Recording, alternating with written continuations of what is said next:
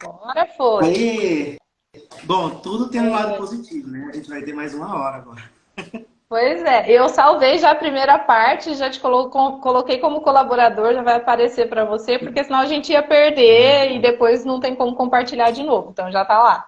Sim. Bom, agora a gente vai saber se a gente está indo bem ou não, né? Se a gente vai recuperar as 37 pessoas. É, pois é, se as pessoas voltarem é porque as pessoas estavam realmente empolgadas. Meu time é fiel, você vai ver que a gente vai bater os 40 aqui.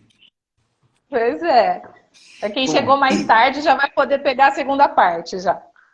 bom, depois vai ficar gravado, então é bacana que as pessoas vejam depois, isso gera dúvidas para a gente trazer para consulta, conversar um pouco mais a fundo de cada uma das coisas. Então a gente estava falando antes Sim. da live cair sobre algumas definições burocráticas, né? Você perguntou quem é quem é que dá o laudo de autismo. Ninguém vai dar laudo de autismo, não. A única pessoa que vai laudar alguma coisa é o perito do INSS, que vai dizer, vai dar um laudo para dizer se aquela pessoa está ou não apta a receber um benefício. Isso é um laudo médico. Ou uma pessoa que vai dar um laudo para dizer se a pessoa está viva ou não, ou se ela faleceu dessa forma ou da outra. Então, quem dá laudo é médico perito. Médico que não é perito dá relatório. E não é só o médico que dá relatório. Qualquer profissional pode dar um relatório. O pedagogo vai dar um relatório pedagógico. O fonoaudiólogo vai dar um relatório ou um parecer fonoaudiológico. Agora, o que vai ter dentro daquele relatório vai ter tudo que você precisa para dar sua opinião, embasar sua opinião e propor o que você considera que é melhor para aquela pessoa. Bom, acho que a dúvida é quem pode dar diagnóstico. Na verdade, não é só um diagnóstico para autismo. Qualquer Para qualquer diagnóstico é um ato médico, certo? Qualquer diagnóstico é um ato médico. Do mesmo jeito que intervir com integração sensorial é um ato do terapeuta ocupacional. Ah, mas eu sou médico e fiz uma pós-graduação em integração sensorial. Tudo bem, eu só não posso ganhar dinheiro com aquilo, porque é uma lei que quem faz aquele tratamento é o terapeuta ocupacional. E um ato médico é o ato de diagnosticar e prescrever. Então, cabe ao médico, seja ele de qual especialidade for, definir o diagnóstico da criança. Agora, um profissional pode propor uma hipótese diagnóstica? Não só pode, como deve. E quando o sim. médico ele é um bom médico, ele vai adorar que um bom profissional também dê suas hipóteses. Porque às vezes isso ajuda a gente a trabalhar. Concentrar os poderes na mão de uma pessoa nem sempre é legal. E bacana é que, tá, do ponto de vista jurídico, a gente até pode ter uma assinatura que pesa mais que a outra. Mas no final das contas, a gente está trabalhando em equipe. Então é bom quando o colega de outra especialidade, um fono, um teólogo, um psicólogo, pode, no seu relatório, propor a hipótese diagnóstica. Ele não é obrigado a acertar, do mesmo jeito que o médico também não é obrigado a acertar. Mas se ele faz aquilo com a intenção de promover uma melhoria para a vida da pessoa, às custas da elaboração de um plano terapêutico, está valendo, está ótimo. Então, o terapeuta, ele pode, olha, eu acredito que essa criança possa ter uma comorbidade de desatenção, porque eu percebo que perde foco com facilidade, tem dificuldade para ficar parado, né? Então, suponho a possibilidade de um transtorno de déficit de atenção com hiperatividade. Isso não define se ele tem ou não, mas ajuda o médico que vai ver, talvez, com muito menos frequência, pensar nessa hipótese, que às vezes os pais não conseguiriam pensar sozinhos, ou não Sim. conseguem relatar as queixas necessárias para que a gente chegue àquela hipótese. Então, um profissional que trabalha com crianças tem total papel de propor o que ele acha que deve ou não fazer parte do escopo de diagnósticos daquela pessoa. Agora, propor um diagnóstico e, além disso, definir um diagnóstico, mais ainda, definir um tratamento, exige um estudo básico. A gente não pode sair propondo diagnósticos só porque achou parecido com fulano de tal, sem ter nenhum embasamento teórico. Porque isso pode, e tudo que a gente faz em relação a diagnosticar e tratar, causa um impacto naquela família que a gente não consegue medir. Quando um Sim. terapeuta coloca lá, eu acho que ele tem TOD, aquela família, sem saber, vai olhar na internet o que é TOD e ela vai vir na consulta angustiada porque agora o filho tem TOD. Até que a gente desconstrua, às vezes, que aquilo não é um TOD, só porque ele tem comportamentos opositores, isso pode demorar muito e às vezes a gente pode dar um passo para trás enorme. Eu vejo Sim. muitas vezes um profissional falando, criança com autismo, 3 anos, se opõe ao que é proposto na terapia, eu acho que ele tem TOD. Gente, não Uhum. pode ser uma criança com 3 anos de autismo e ter TOD. É a mesma coisa que a pessoa não ter olho e você dizer que é miopia. Não, se a pessoa for ler os critérios diagnósticos do TOD, ela não estaria falando uma bobagem dessa. Então, se você quer ser um bom profissional, você vai estudar as doenças que você trata.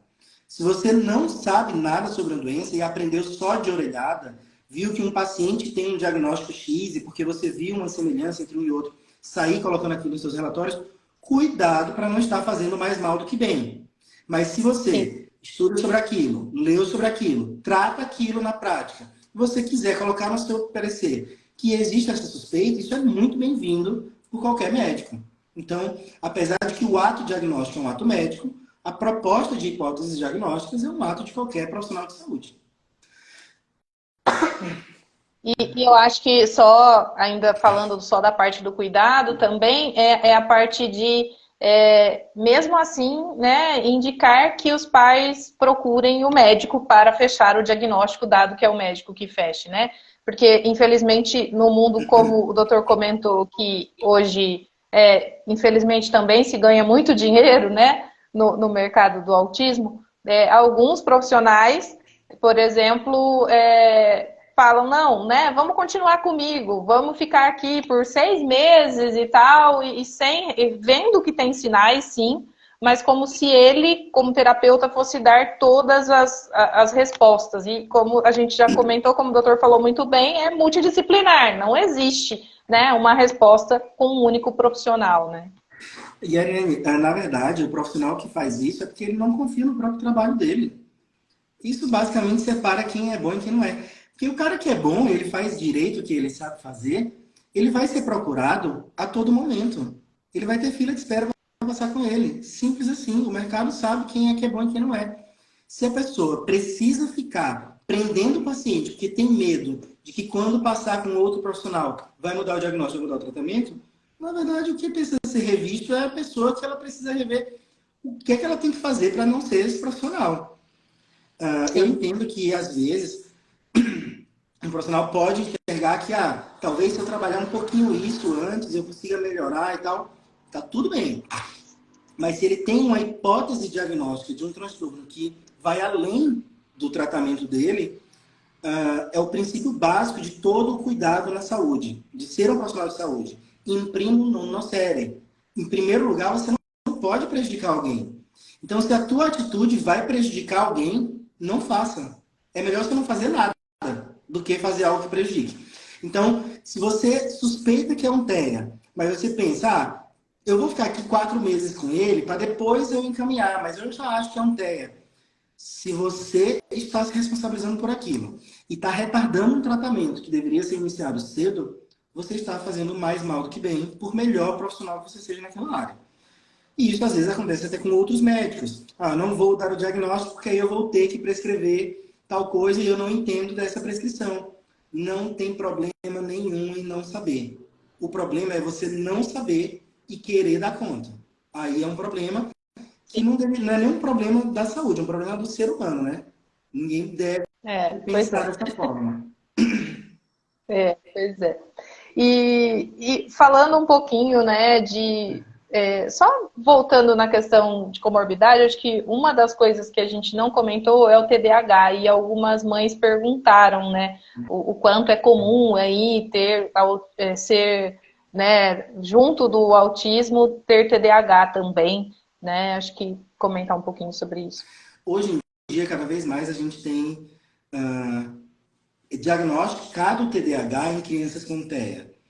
Há um tempo atrás, até uns 5 anos atrás, talvez um pouco mais, era às vezes mais comum a gente diagnosticar um TEA em criança que chegava por ser hiperativa. O que é bom, né? Na verdade, as pessoas estão atentando para o TEA mais cedo, o diagnóstico é dado antes e a gente percebe uma comorbidade depois. Mas existe esse caminho também. Às vezes a queixa é que é uma criança inquieta, uma criança que não para, uma criança que é desatenta, E aí, quando você vai ver, não é que ela não consegue manter a atenção, é que ela não tem nenhum pingo de interesse em que as outras pessoas estão atentas. Lembra do que eu falei da criança aos 10 meses de idade, que ela já sabe que o que a pessoa faz pode ser mais legal do que o que ela faz? Isso é atenção compartilhada. Então, se a criança não tem atenção compartilhada, provavelmente ela não vai ter atenção em outras coisas que a gente espera. E dá a impressão que ela é desatenta. Então, existe uma comorbidade muito frequente no TEA, que é o TDAH. Com muita experiência, a gente começa a perceber quem é a criança que tem TEA e TDAH, quem é a criança que tem TEA e só tem desatenção. E lembrando que a desatenção é um sintoma que não é exclusivo do TDAH. A pessoa tem desatenção quando ela está com sono, ela tem desatenção quando ela está ansiosa, ela tem desatenção quando ela está desinteressada, ela tem desatenção quando ela tem TDAH, ela pode estar desatenta por ter TEA, ela pode ter TEA e TDAH. Então, tem um livro que eu recomendo para pais e outros profissionais da Guga, que era a chefe da Unicamp. Nem tudo é TDAH. E realmente, quando a gente começa a pensar dessa forma, nem tudo é TDAH. Mas, quando a gente percebe um TDAH, entende que aquilo é um transtorno do neurodesenvolvimento e que a criança tem um prejuízo nas áreas do cérebro relacionadas ao circuitário neuronal da atenção, tratar o TDAH pode melhorar a qualidade do tratamento do TEA. Do mesmo jeito que tratar qualquer comorbidade.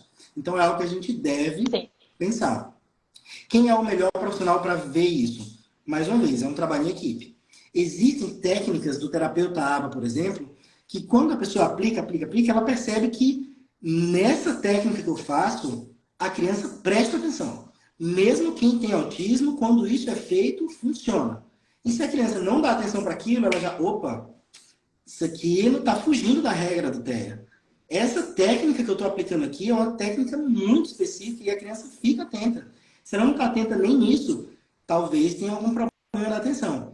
Às vezes o fonoaudiólogo, com sua experiência lá, ele tem um determinado brinquedo dos bichinhos lá, que quando a criança aperta, chama a atenção. Quando ele vê que faz um, faz dois, ele atende 15 crianças no dia, 14 olham para aquele brinquedo. E aí se tem uma que não dá a menor atenção para o brinquedo que funciona para as outras 14 com TEA, ele pensa, essa criança com TEA está diferente. Então, os profissionais, eles podem, dentro da prática deles, suspeitar que aquela desatenção seja acima do normal. E aí, um médico vai conseguir definir se ele tem ou não aquilo, se vale a pena tratar ou não. Lógico, às vezes a gente erra. Mas se a gente erra na intenção de beneficiar a pessoa, tá valendo. Às vezes a coisa vai para trás. Mas se a gente faz com uma boa acurácia, a gente começa a ver que melhora a vida dessas pessoas, então vale a pena tratar para isso. A ideia não é sair tratando para todo mundo, mas diagnosticar cedo todas as comorbidades, corrigir as comorbidades para melhorar o plano terapêutico. Tá certo. Falar um pouquinho de medicação, doutor. Tem até uma mãe que perguntou e também já estava aqui nas minhas perguntas. A minha pergunta era quando usar ou não usar, né, medicação, no caso de TEA, e como o doutor avalia no consultório os casos que precisam de medicação. E aí uma mãe acabou perguntando qual o critério para medicar a criança no espectro. Então, eu costumo separar em três possibilidades, né? Existe alguma comorbidade cujo tratamento é medicamentoso? Por exemplo, a depender da idade, o tratamento de TDAH é medicamentoso. Ah, mas é um caso leve. É medicamentoso. Ah, e tem epilepsia. É medicamentoso. Então, essa criança ela vai tomar remédio não pelo TEA, mas para tratar a comorbidade. Então, a primeira indicação de medicamento na criança com TEA é comorbidade. A segunda é eliminação de barreiras, ou pelo menos amenização das barreiras. Quando um bom profissional aplica uma escala VB-MAP na criança com TEA, ele vai ter definido lá, uma das áreas do VB-MAP são as identificações das barreiras. Ou seja, para que eu atinja as metas desse nível do VB-MAP, quais são as coisas que atrapalham esse tratamento. Então vai ter lá hiperatividade, inflexibilidade mental, comportamento disruptivo. Se existem barreiras cujo tratamento pode ser medicamentoso, nunca vai ser só medicamentoso. Nunca vai ser só medicamentoso, mas às vezes é uma barreira que vai demorar para que o terapeuta consiga tratar. Ele vai tentar diminuir a hiperatividade, vai tentar aumentar o tempo de atenção com as técnicas de terapia. Mas talvez demore meses até que ele tenha sucesso. Talvez a gente não tenha meses para esperar. E aí, de repente, uma medicação pode amenizar aquela barreira para permitir que o tratamento funcione. Então, quando a gente vê que o tratamento não está sendo eficaz e a gente identifica barreiras, a gente pode usar medicamento para diminuir as barreiras. Então, comorbidade, barreira ou melhora de qualidade de vida. Se existe alguma comorbidade ou algum sintoma que causa na criança ou na família dela um transtorno muito grande, a gente deve considerar a possibilidade de um medicamento. Vou dar um exemplo. A criança só taca a cabeça na parede em casa. Na terapia, ela fica belezinha. Aí a mãe chega lá, mãe, hoje ele foi um anjo. Ele sentou na cadeirinha e a gente fez tudo. Aí a mãe sai e diz, mano, como que esse menino fica quieto aqui, que essa mulher, e chega em casa, vira um terror? Talvez a análise do comportamento demore meses até entender quais são os gatilhos que fazem ele ter esse comportamento na casa e por que ele não tem na terapia, como que eles vão estabelecer uma estratégia para aumentar o repertório de comportamento daquela criança, reforçar os comportamentos bons e substituir aquele comportamento de tacar a cabeça na parede que só acontece em casa. Isso vai demorar meses. Só que é um comportamento tão ruim, tacar a cabeça na parede é tão ruim, que talvez um medicamento que ajude aquilo, a frear aquilo por enquanto, melhore a qualidade de vida daquela criança, melhore a qualidade de vida daquela família e permita que a coisa continue centrada na razão e na ciência. Porque se todo mundo se estressa junto, esquece a ciência, esquece a razão, fica um gritando aqui, o outro chorando aqui, vira o samba, né? Então, a ideia dos medicamentos existe alguma comorbidade que é tratável com remédio, existe alguma barreira que seria amenizada com remédio, existe alguma possível melhora na qualidade de vida da família, da criança ou da escola, que seja com medicamento. Sendo alguma dessas três coisas, medicamento bem escolhido vai fazer bem.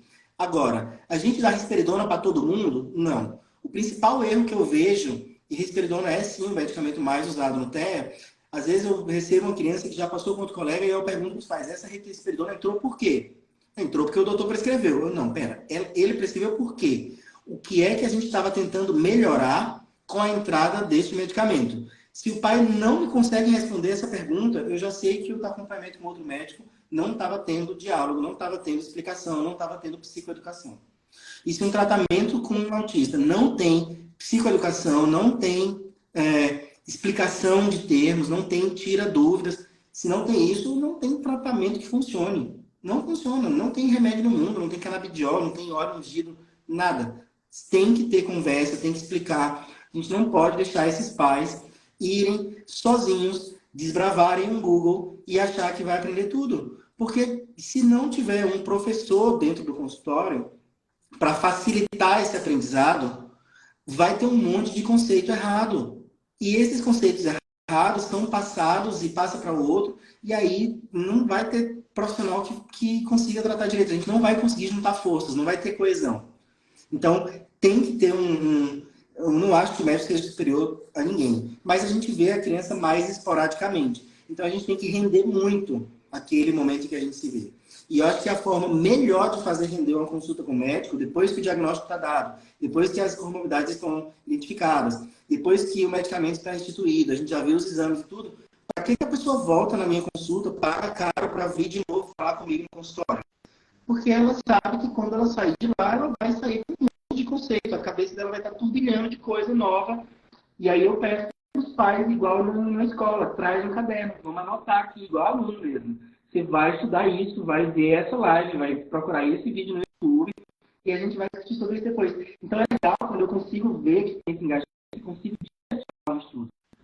Eu vejo que os pais dos meus pacientes se tornam especialistas em aba. E já tem muito estudo mostrando que quando os pais entendem do tratamento, eles passam a conseguir instituir o tratamento em casa. Sim. Instituir o tratamento em casa extrapola aquela carga horária que está no plano terapêutico e a gente tem as melhores eficácias do mundo. Há um mês atrás, talvez um pouco mais, eu tive um paciente, agora eu não me recordo o nome, mas que passou no consultório e me emocionou e eu falei que eu ia falar dessa pessoa na live. Eu estava esperando a live para dar esse exemplo hoje. É uma mãe que não, ela é de Mogi, se não me engano, não tem condições de, no tempo dela e tudo, ir na clínica em que a Unimed reservou. Então ela está fazendo TO, está fazendo fono, mas para fazer a carga horária de aba que eu tinha recomendado, ela não vai conseguir, porque é em outra cidade, não sei o que, é toda uma problemática. E ela falou, doutor, eu estou estudando a aba, eu fiz o curso da fulana, fiz a aula, não sei o quê, leio tudo, eu estou obcecada nisso e eu sento com ele todos os dias 4 horas e eu faço 4 horas com ele como se eu não fosse a mãe dele. Aí eu, é mesmo? E tá funcionando? A prova que estava funcionando é porque esse menino está melhorando em todos os aspectos. E eu só acreditei vendo, que ele está passando comigo a terceira vez. Então, tá melhorando mesmo. E aí eu comecei a perguntar, e como é o teu reforçador? E ela falou, o reforçador é abraços e beijinhos. Quando ela falou isso, eu pensei, qual é o terapeuta do mundo que vai poder usar abraço e beijo para reforçar uma criança se não for a mãe? Então, isso foi um ensinamento assim Que tenha o valor do abraço e do beijo da mãe, né?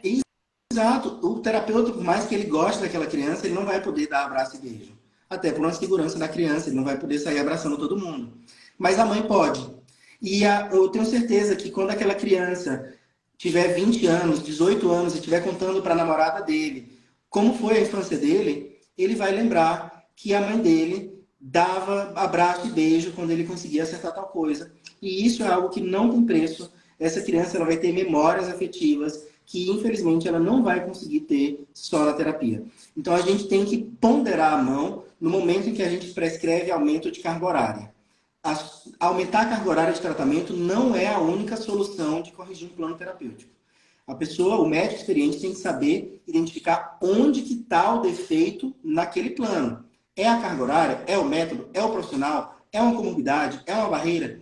Saber identificar isso faz com que a gente não fique só aumentando carga horária, porque um dia aquela conta vem. Se a gente está tratando aquela criança para um dia ela ter um senso crítico, ela vai ter senso crítico do tratamento dela. E um dia ela vai olhar e dizer, eu passei a vida inteira na clínica com uma mulher loira que eu não lembro meu nome.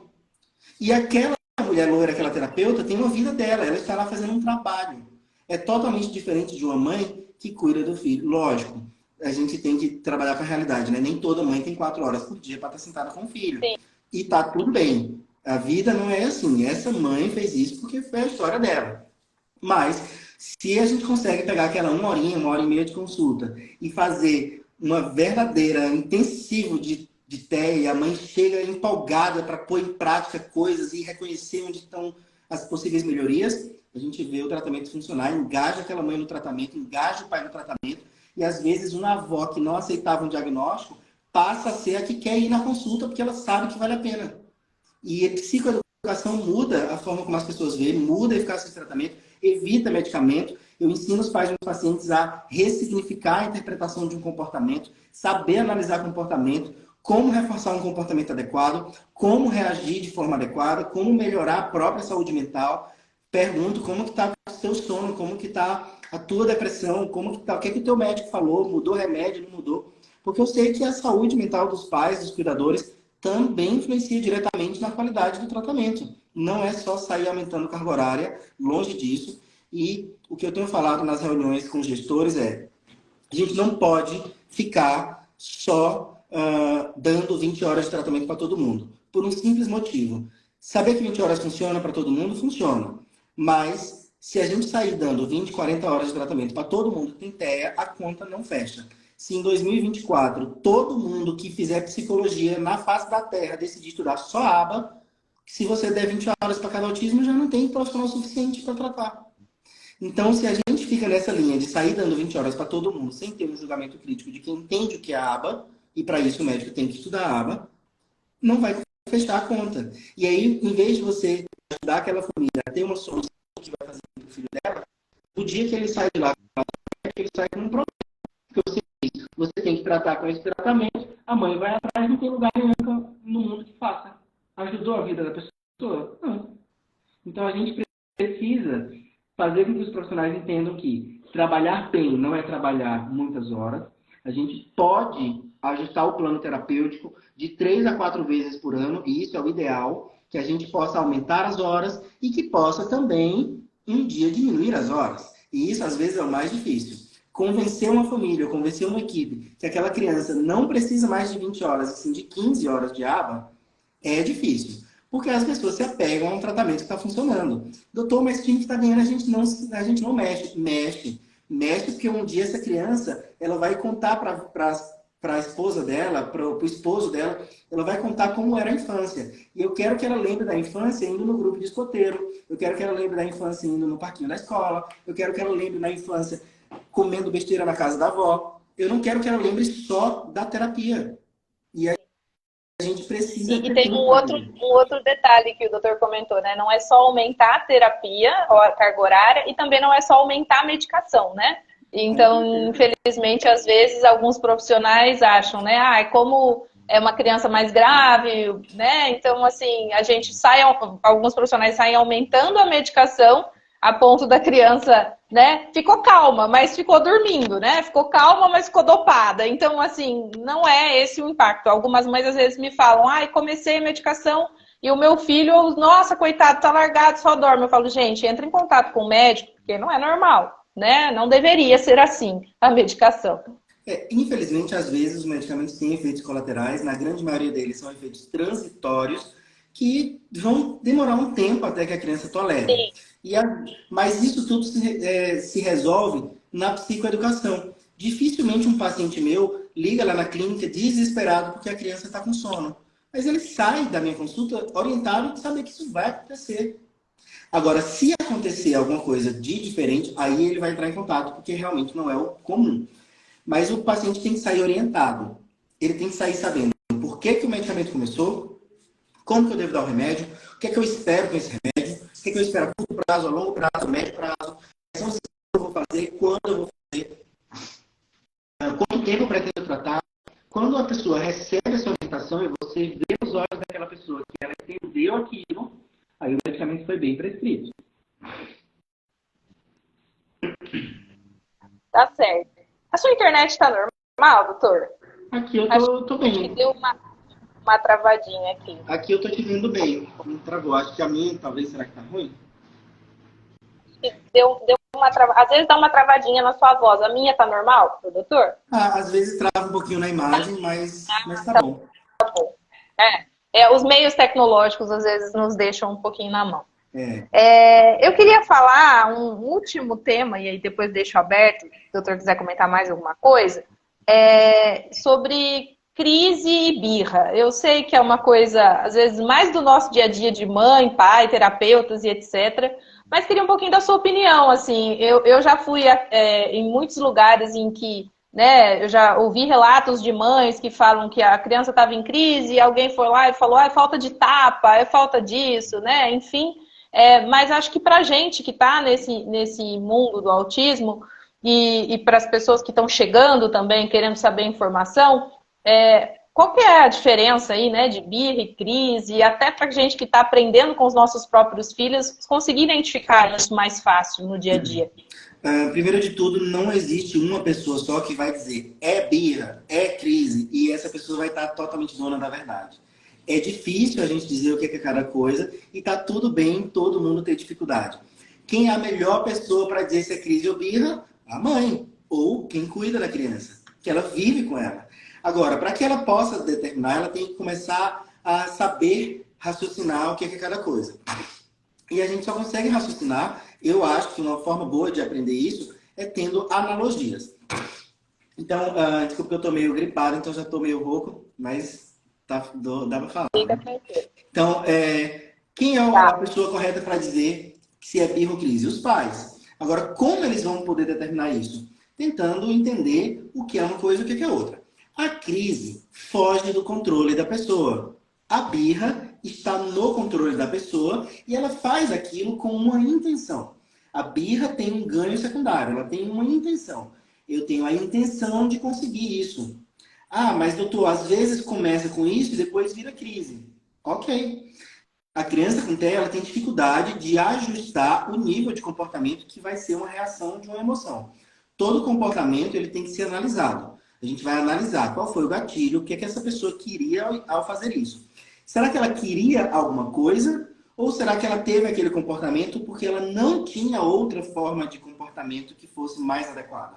Só aí a gente já começa a separar quem que é birra e quem que é crise. Uma analogia. Uma coisa é ter uma crise de pânico. Outra coisa é estar um pouquinho ansioso. ter um pouquinho de ansiedade é uma coisa, ter uma crise de pânico é outra. Porque quem está numa crise de pânico já teve vários episódios de ansiedade, mas no momento de uma crise de pânico, o nome é crise porque ela sai do controle. Então a pessoa vai bater no hospital porque o coração está realmente saindo pela boca. Ela precisa tomar um medicamento porque ela tem a sensação de que vai morrer. Então isso fugiu totalmente do controle. É uma crise, no caso de pânico. Mas ela pode, em outros momentos da vida, ter uma ansiedade que ainda está sob controle. Então a gente não chama de crise de ansiedade ou crise de pânico. Então, no momento em que a criança perde o controle, é uma crise.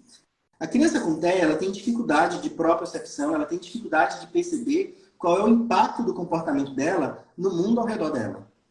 Se ela tem dificuldade de entender isso e também tem uma dificuldade de entender o próprio comportamento, é muito comum que ela comece numa birra e em algum momento ela saia do controle. Então, se a criança tem uma sensibilidade auditiva, ela chora e aquilo piora ainda mais.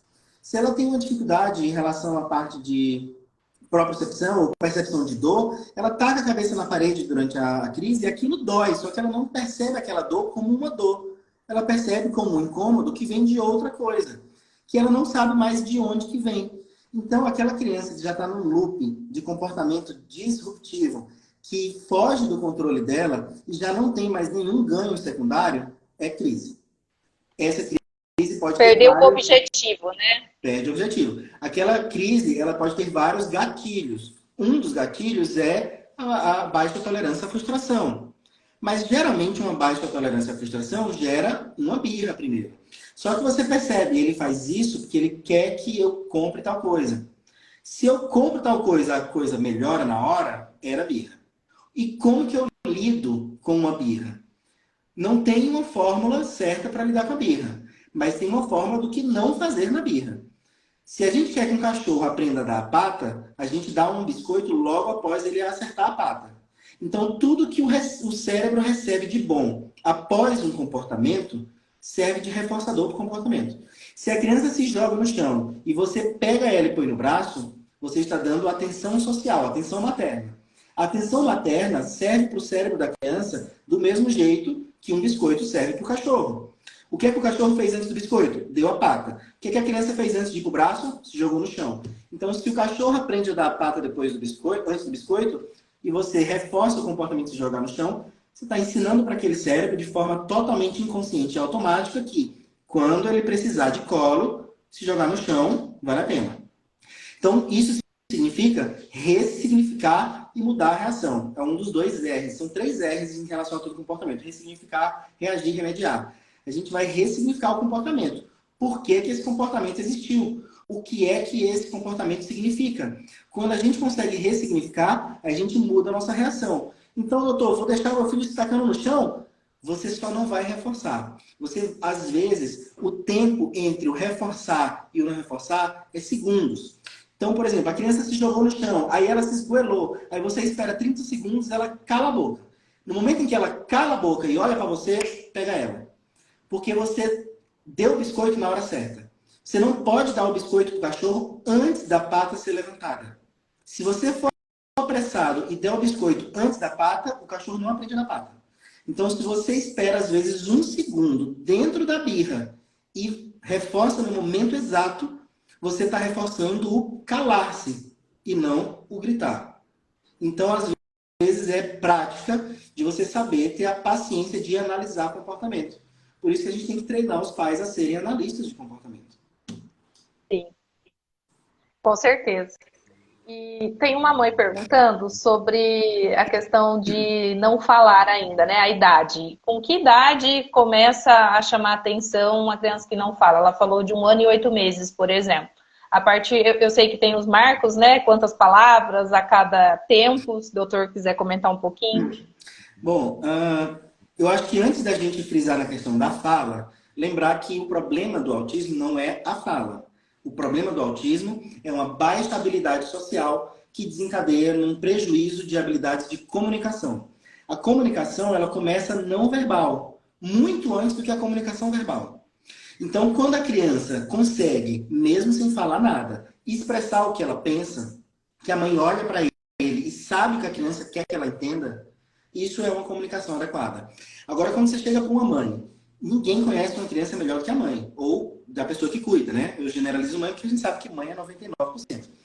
Mas ninguém conhece aquele ser humano melhor do que a mãe. E se a mãe fala, doutor, às vezes eu não sei nem o que é que esse menino quer. Se a mãe não sabe o que a criança quer, é porque ela não comunica. E ela não precisa falar uma palavra para comunicar. A mãe sabe quando ela fala, isso é sono. A criança não pediu para dormir. Ela sabe que é sono, porque é uma manifestação comportamental que significa uma necessidade de dormir. E a mãe percebe aquilo porque ela aprende no dia a dia o que aquilo significa. Então, quando a mãe tem dificuldade de entender o motivo pelo qual a criança tem diferentes reações, isso é grave. Isso é um prejuízo de comunicação. E isso começa muito antes do primeiro marco de desenvolvimento de qualquer fala. A criança começa a se comunicar não verbalmente antes de 1 ano. Uma criança que é surdo-muda e não tem TEA, ela se comunica. Ela olha para você, ela aponta aqui, ela mostra com o olhar que você não está entendendo ela e ela quer que você entenda. Ela dá um jeito de fazer você entender o que ela quer, mesmo sem falar uma palavra. Agora, se a criança não consegue comunicar o que ela sente, nem para a pessoa que mais entende ela, essa linguagem está muito comprometida. Então, muito antes da gente se preocupar se a criança fala ou não fala, você entende o que essa criança pensa? Sem ficar adivinhando. Não é, isso só a mãe entende. Não, porque aí também só ela adivinha. A criança, ela se comunica não verbalmente com as outras pessoas. Então, as pessoas, em geral, começam a entender o que aquela criança quer, mesmo sem falar.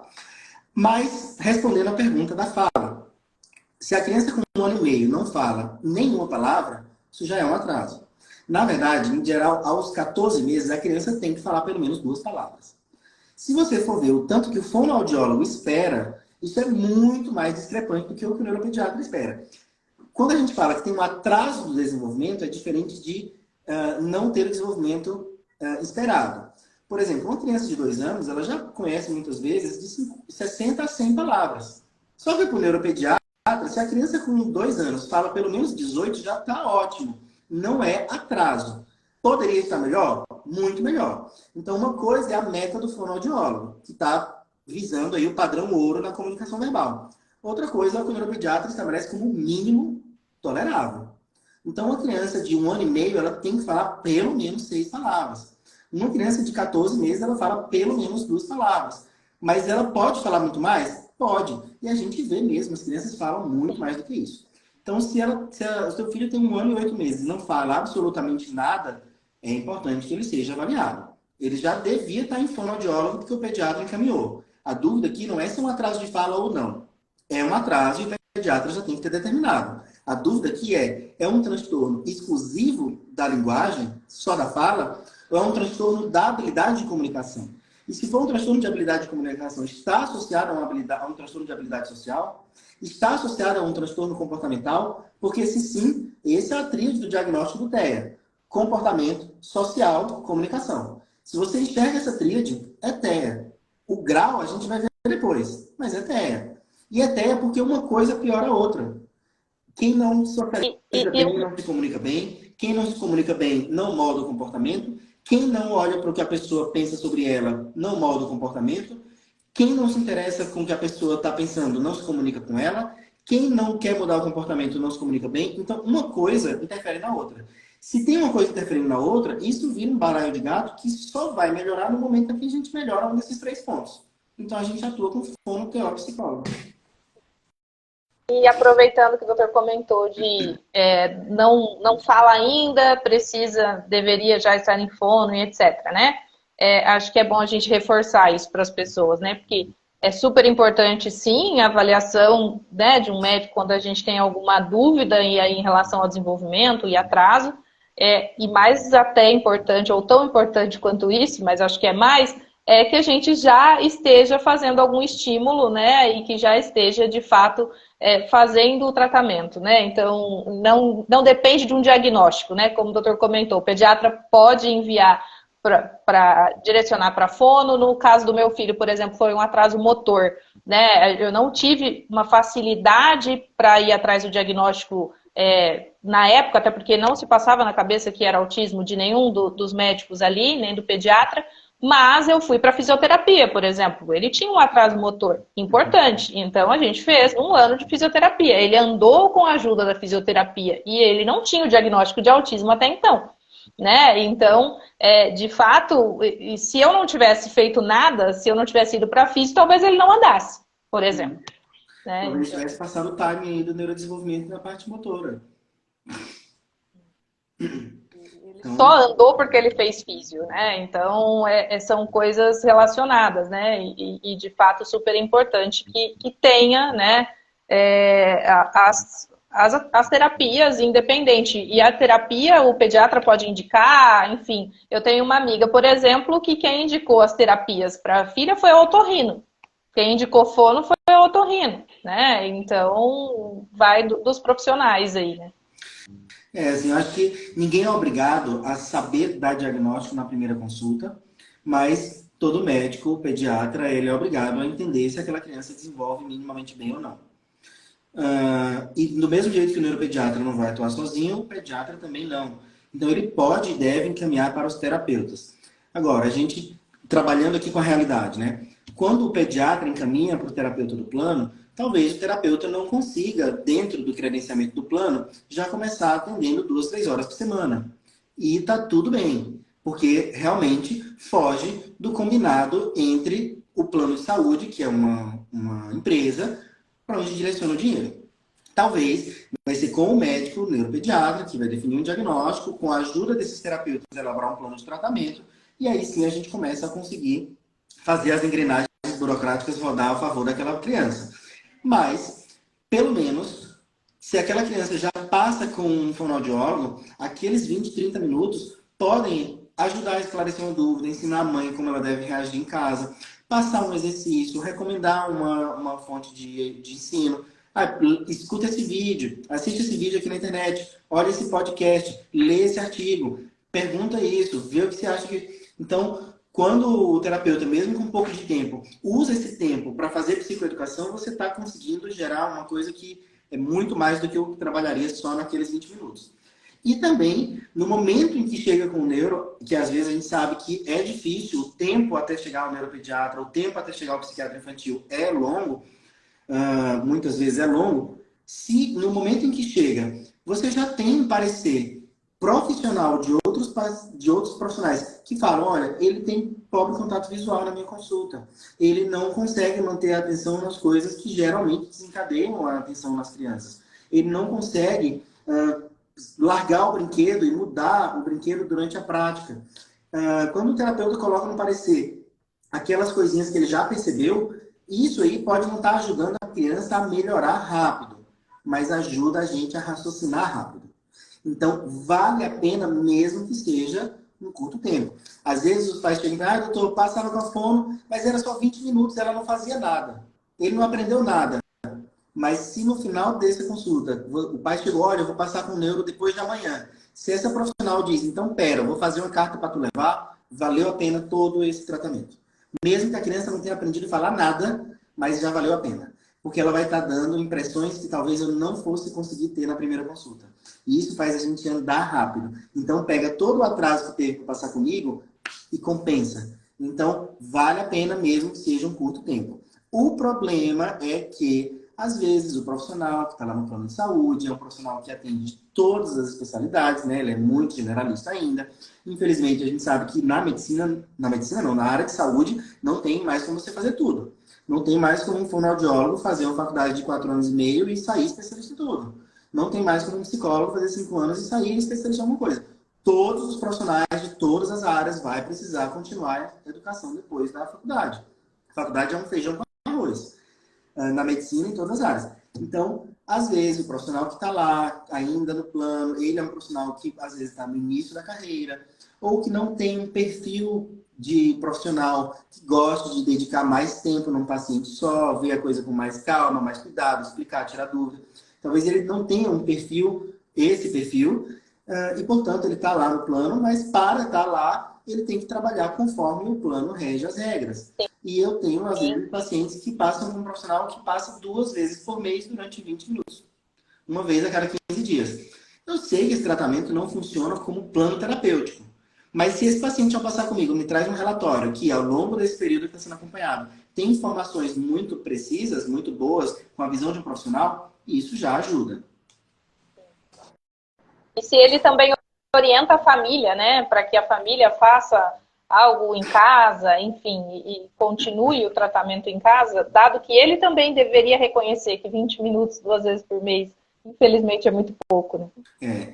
Infelizmente, Helene, psicoeducação não é todo mundo que gosta de fazer e demora tempo. Então, um dos meus dilemas principais atualmente é como eu vou. Eu escolhi isso da minha vida. É o que eu gosto de fazer, é explicar conceitos, é tirar dúvidas, é fortalecer os pais dos meus pacientes com conhecimento. Então, eu escolhi isso da minha vida. Porque diagnóstico e medicamento qualquer um faz, mas eu acho que é algo que eu gosto a mais. Então, para isso, eu preciso de tempo.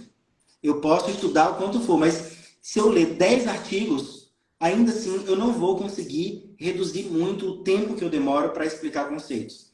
Porque isso depende muito mais de quem recebe aquela informação. Eu só me contento quando eu vejo nos olhos daquela mãe aquele olho de, e aí eu considero que a consulta valeu a pena. Só que para fazer isso, eu preciso de tempo. Então, a minha meta de vida é que eu possa cada vez mais estar apenas nos locais que me permitem ter tempo para fazer isso. Então, esse tem sido o meu critério de onde que eu vou atuar e como que eu vou atuar. Eu preciso priorizar todos os locais em que eu posso fazer isso com qualidade.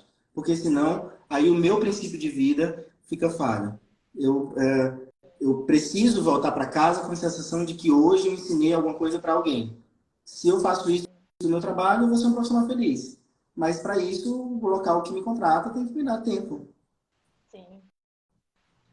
Doutor, e assim, tudo que a gente já falou, sei que o transtorno espectro autista é complexo, de jeito nenhum a gente mataria todos os temas em uma live, em um dia. A gente, inclusive, né, deixa aberto, se mais para frente o doutor quiser de novo, a gente marca também novamente, mas queria deixar aberto para, se você quiser colocar mais algum ponto que a gente não falou, que o senhor acha importante, né, para os pais, ou mesmo em relação à parte científica, técnica, enfim, que a gente não tenha falado, fique à vontade aí para colocar. Eu queria agradecer muito a oportunidade. Vocês viram que eu sou falante mesmo, fico até rouco na live de tanto falar. Acabou gerando 2 lives numa só, porque Deus escreve certo por linhas tortas. Então hoje a live caiu para que a gente tivesse uma segunda, né? Assim, já estamos com 1h40 aí de live, já é um recorde aqui no teu canal. Então agradecer muito pela oportunidade, pela paciência aí do pessoal. Agradecer pela confiança dos colegas médicos, de colegas fonoaudiólogos, terapeutas ocupacionais, psicólogos e cada vez mais pedagogos, professores, odontólogos e outros profissionais de saúde. Quero me aproximar dessas pessoas. Agradecer por uma oportunidade que eu tive recentemente, fui convidado para dar uma aula de pós-graduação para pedagogos, então é a primeira vez que eu vou dar aula na pedagogia, que é uma área que eu quero muito leva entrar. muita gente dessa área para se apaixonar pelo TEA, pelo amor de Deus. Essas pessoas precisam de treinamento, coitadas. Elas estão caindo no braço delas, assim, um problemão. E, assim, não é falta de boa vontade, é falta de recursos e de conhecimento. Eu pretendo ajudar bastante. Mas, o que eu queria, assim, não posso sair hoje daqui sem fazer algo que eu faço em todas as lives, é agradecer aos pais dos pacientes que confiam em mim. Porque mais do que aprender a dar diagnóstico, mais do que aprender os efeitos colaterais de um medicamento, é poder ter o privilégio de aprender dia após dia como se dá a evolução desse tratamento. E isso só se faz com o tempo. Isso só se faz quando você confia em mim, volta na minha consulta e volta uma terceira e você, como mãe, fala: doutor, eu estudei isso e eu tentei fazer isso em casa. Doutor, eu aprendi a reforçar ele com um abraço e beijo. Eu aprendi que tal coisa para ele funciona. Isso, para mim, é a melhor coisa da minha profissão. Porque quando os pais confiam em mim e me permitem acompanhar isso, isso me dá o conhecimento para saber se o filho da outra pessoa está evoluindo tão bem quanto o teu ou não. Ou se hoje é o teu que diminuiu a aceleração desse desenvolvimento. Então, agradeço muito aos pais que confiam em mim e me procuram além do diagnóstico. Porque eu entendo que muitas vezes as pessoas me procuram para o diagnóstico, para a definição de um tratamento, e tá ok, é importante isso também, mas quando eu recebo aquele paciente de novo e pela terceira vez, e aí eu sei que da terceira em diante a gente casou, isso é algo que não se aprende em nenhum dos cursos de pós-graduação que eu fiz. Então, muito obrigado a esses pais que me ensinam todos os dias, e essas crianças que me ensinam também. Mas eu acho que o que eu queria muito sair de hoje como sendo a minha mensagem final aqui, que é o que eu tenho conversado com todos os colegas de outras áreas, é: não tenham medo de colocar nos seus relatórios, nos seus pareceres, todas as suas opiniões, inclusive tudo que você precisa para que o plano terapêutico da criança seja bem feito. Um bom relatório de qualquer profissional envolve esses itens. Primeiro, determinação de como a criança está, quais são as condições da criança. Para isso, talvez você precise usar as escalas da tua área. Um psicólogo vai usar um VB-MAP, um terapeuta vai usar um VB-MAP, um terapeuta ocupacional vai usar um SPM, vai usar um perfil sensorial 2, um fono vai usar um ABLSR. Então, usa as escalas, as métricas, para você definir e deixar claro para mim como está a condição do paciente quando chegou. Fala no teu relatório quais são as metas do teu tratamento. Baseado nessas condições, o que é que você espera em 3 ou 4 meses? E o que você pretende fazer para que isso aconteça? Eu vou usar o método tal, eu vou fazer isso 2 vezes na semana. Condições, metas e plano.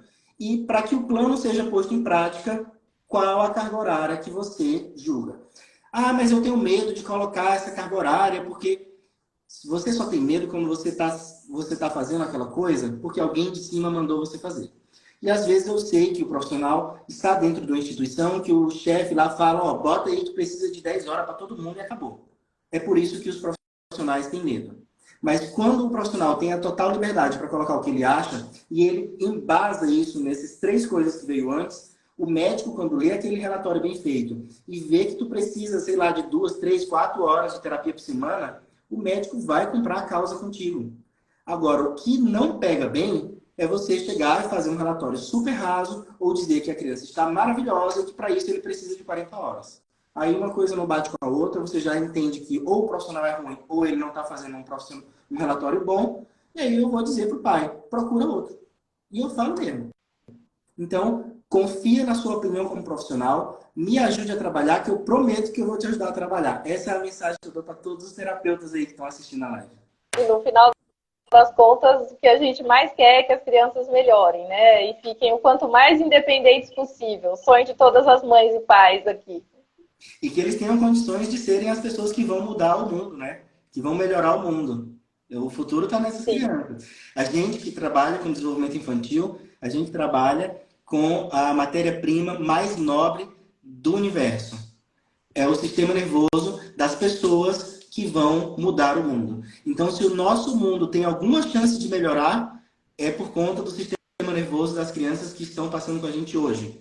Então, se você faz um trabalho bem feito, você está colocando um tijolinho no mundo melhor. Assim eu penso, gostaria que as pessoas pensassem dessa forma também. É a matéria-prima mais nobre que existe no universo. Mais qualquer ouro, diamante, qualquer coisa. O sistema nervoso dessas crianças é o que vai fazer a gente ter um mundo melhor. Sim, com certeza. E eu, como mãe, vou deixar só um recadinho final para todo mundo também, que, como o doutor comentou, a gente tem que comemorar cada pequeno avanço, né, que para cada criança, para cada filho, para cada paciente, às vezes, né, até os terapeutas também comemoram, e os médicos também, como a gente viu o doutor comemorando aqui. Então, a gente tem que aprender a valorizar, né, as pequenas coisas, os pequenos momentos.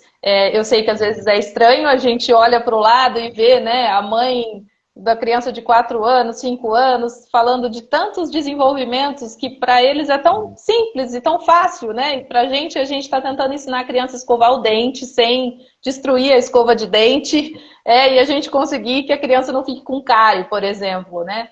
Então, assim, são coisas pequenas, mas que quando a gente consegue, a gente tem que, sim, comemorar muito, reforçar, não perder as esperanças.